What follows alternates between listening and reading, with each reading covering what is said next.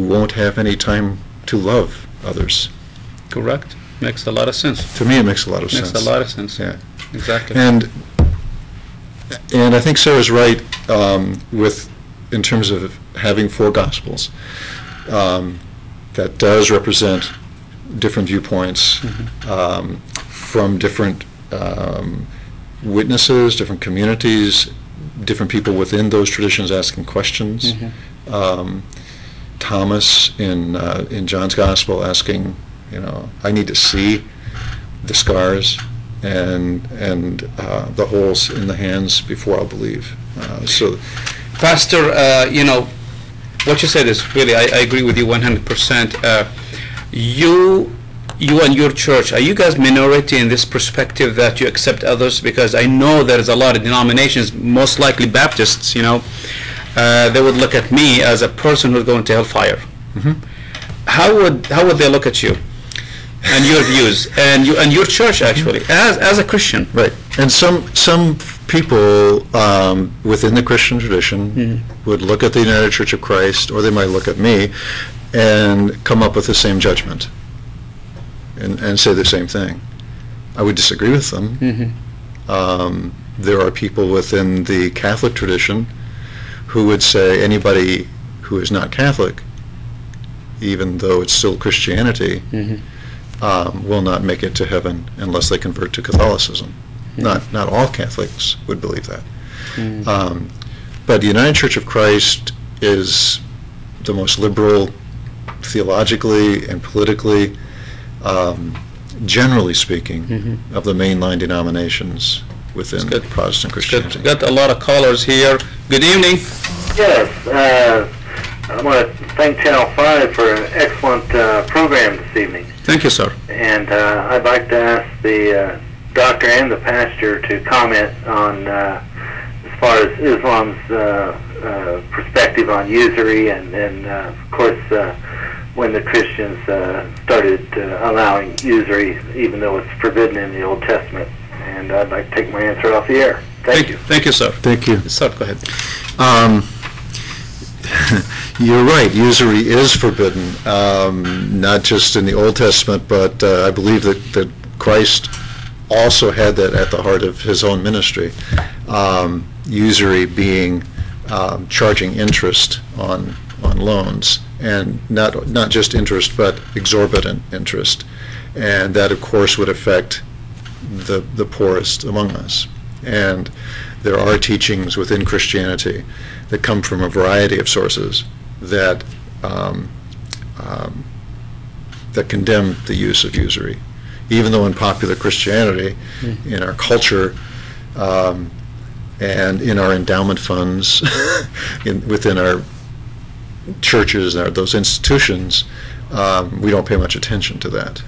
It's one, Islamically, by the way, it's one of the major sins in Islam, and the act itself, it's called in the Holy Quran as if that Satan actually is in control of you.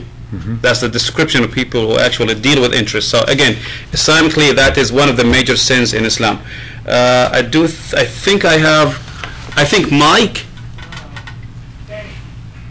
Danny. Oh. Hello, hi. Yeah, this is Danny. Danny, okay. No, thank you. You have an excellent show tonight. Thank you, sir. I just want to make a couple comments and then ask Pastor Poage one question. First of all, I've called before, Nabil. Jesus said the most important thing is that you love God with all your heart, soul, and mind, and you love your neighbor as yourself. The Islamic religion practices the same, so does the Jewish faith. Correct. And Jesus didn't say that you love me more than anybody else. He said that you love God with all your heart, soul, and mind. And if everybody in the world would remember that, we wouldn't have a problem. We wouldn't have any wars or conflicts. And we would all go to heaven according to our deeds. And that's just a general opinion of mine. People need to think about that. Very nice of you, Danny. I appreciate it. Keep watching the show, man. I just had one question here. When it comes to the divinity of Jesus, I study the Bible quite a bit, and I'm not a Christian.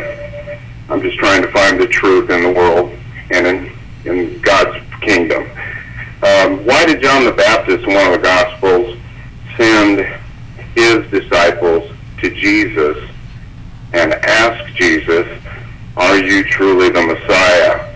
If before that he had baptized Jesus and heard the voice come out of heaven and seen the dove land on, come down from heaven, why would he send them after that fact to ask Jesus, are you really the Messiah? Doesn't make any sense. Comment on that?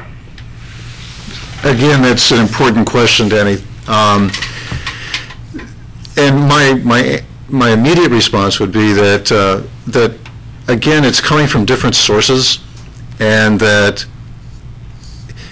we're not even sure when Jesus is baptized and the dove comes down and the voice is heard in the cloud.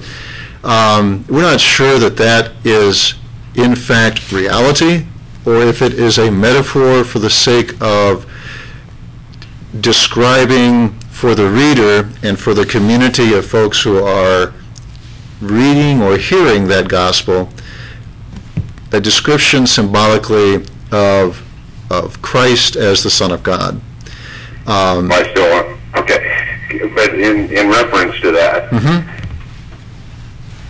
John, who is also a cousin of Jesus, right, would have known the significance, because also in the story it says, I shouldn't be baptized. I mean, I'm not worthy of your sandals. I'm paraphrasing, of course. Sure. But, John the Baptist knew at that point, if that in fact happened, regardless of the voice coming from heaven and everything, he knew at that point that Jesus is supposed to be the Messiah. Why, after that, would he say, are you sure you're the guy?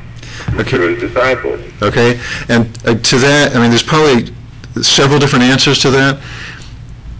My first response is, and this is probably the major reason from my standpoint, it all revolves around the word Messiah.